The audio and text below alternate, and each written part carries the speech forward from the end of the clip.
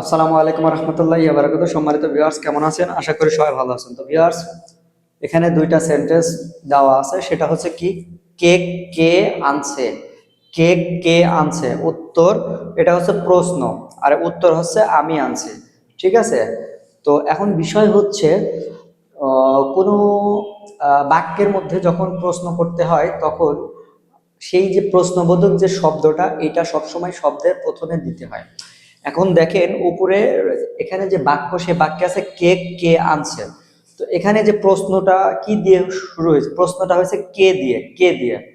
তো এই কেটাকে রাশিয়ান ভাষায় কি বলে? এই যে কে আছে, এই কেটাকে রাশিয়ান ভাষায় কুতো বলে। কুতো, কুতো, কুতো মানে কে।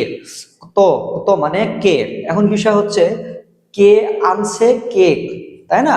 অথবা কেক কে আনছে। তো কুতো এটার পরে এখানে কিন্তু কোনো প্রোনাউন নাই, এখানে কিন্তু কোনো প্রোনাউন নাই।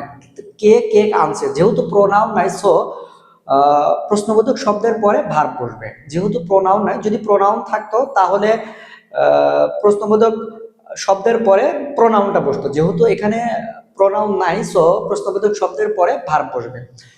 তো প্রিনিসিয়ত, প্রিনিসিয়ত, প্রিনিসিয়ত মানে আনা। কত, কতর পরে প্রিনিসিয়ত বসবে। কত, কত প্রিনিসিয়ত কে আনছে তোর্থ, তোর্থ মানে কেক। তাহলে কেক কে আনছে, কত প্রিনিসিয়ত তোর্থ, তোর্থ মানে কেক। আচ্ছা, এখন বিষয় হচ্ছে আমি আনছি। এখন উত্তরে কি আসে? আমি আনছি। আমিটাকে কিভাবে হবে?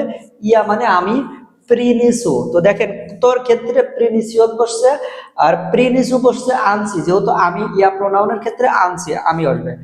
এখন যেহেতু এটা তোর দিয়ে বলছে, তখন এখন আপনি যদি বলেন কে কাজ আনছে, ধরেন কে কাজ আনছে, কে কাজ আনছে, তখন এই তোরতের জায়গায় রাবতা দিতে হবে। তোরতের জায়গায় কি দিতে হবে? রাবতা।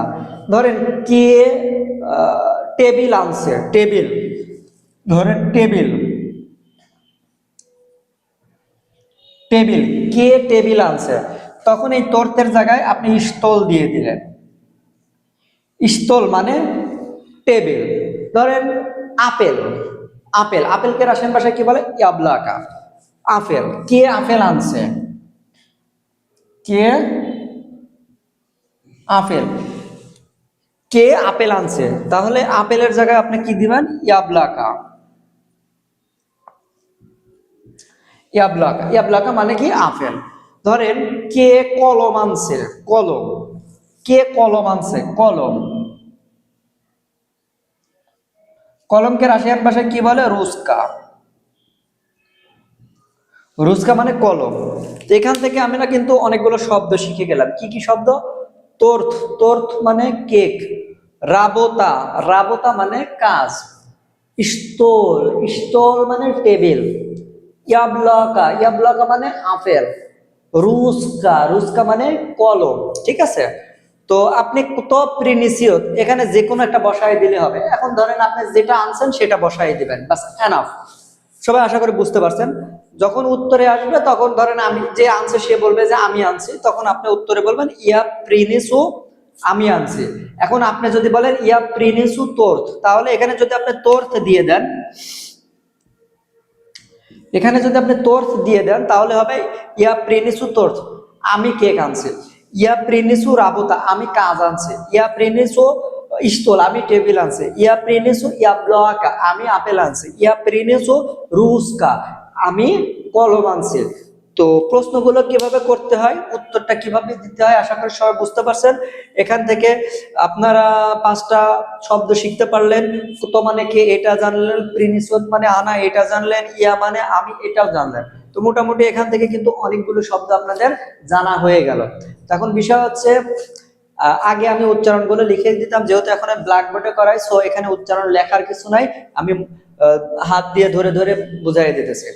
তো আমার ভিডিও যদি আপনার ভালো লেগে থাকে অবশ্যই চ্যানেলটিকে সাবস্ক্রাইব করবেন এবং লাইক দিবেন। আর হ্যাঁ, আপনার যদি রাশিয়ান ভাষা আরো ভালোভাবে শিখতে আগ্রহ থাকে তাহলে আমার হোয়াটসঅ্যাপ নাম্বারে যোগাযোগ করবেন। সবাই ভালো থাকবেন, সুস্থ থাকবেন, আল্লাহ হাফেজ।